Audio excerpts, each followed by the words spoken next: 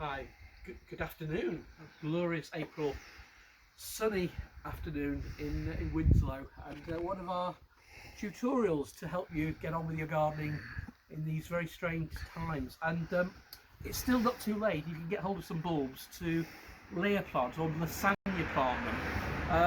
I've already sort of started this so you can see what goes on in the pot, but we've got a pot here, quite a deep pot, which contains one layer of lily bulbs. That could be in the autumn, daffodils or tulips, but basically the bulbs which flower latest really need to go at the bottom. So if you were doing this in September, your tulips would go in there, then your daffodils, and then as you get to the top on your lasagna planting, you put your crocus and maybe your iris as well. So lasagna planting or layer planting is a really good way of cramming lots of wonderful bulb colour, and what it does, in fact, it extends your season. So what I tend to do with this size of pot is put 2 layers in. So I've already started, you can see, this variety of lily, which is a variety called Stargazer, which is one we normally have in stock, but any of the lilies which have wonderful scent is what you really want to go for. So these have been started. You could do this in one hit. So you put some compost at the bottom, perhaps a couple of inches, plant your 3-4 bulbs in the first layer, and then cover the bulbs. Let's get a bit of compost. I'm using a Miracle Grow multi-purpose compost here. It's worth remembering that multi-purpose compost generally are fairly low in peat these days, which is obviously good.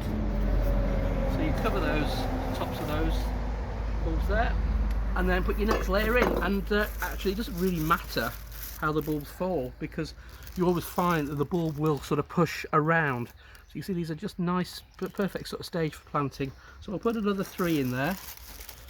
And you can see they're already started to shoot.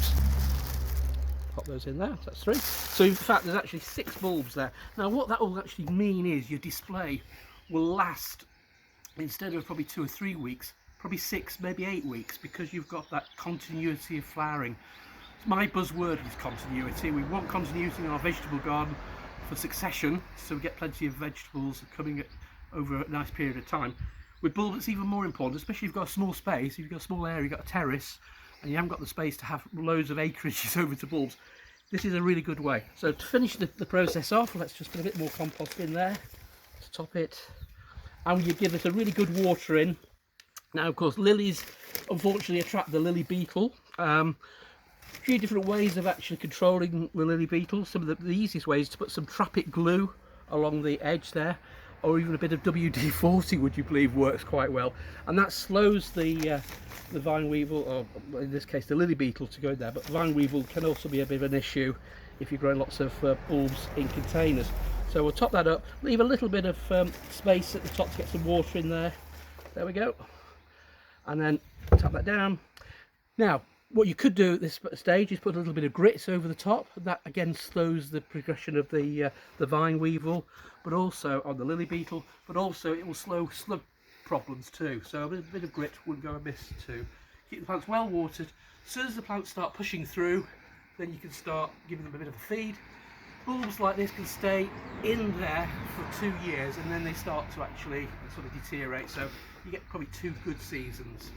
So that's all for today.